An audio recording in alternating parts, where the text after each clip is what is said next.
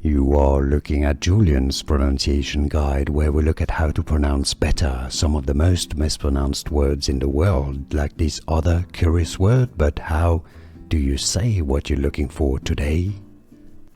Let's learn one more useful expression from French. You're learning French, you found the right channel. We've got all that you need here. This means after you in French. So you're entering a restaurant or a shop or a room in a house, and you want to say to the person next to you that they can go first. Okay, so after you.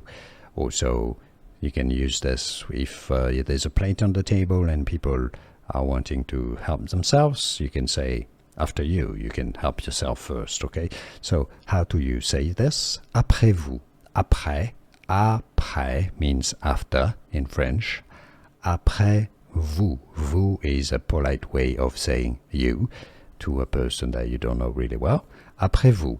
So it's a very polite way to say after you. Help yourself first, or you can go first. If you cannot pronounce French perfectly, you can simply say it as après vous, as in English pronunciation. Après vous from French. Après vous.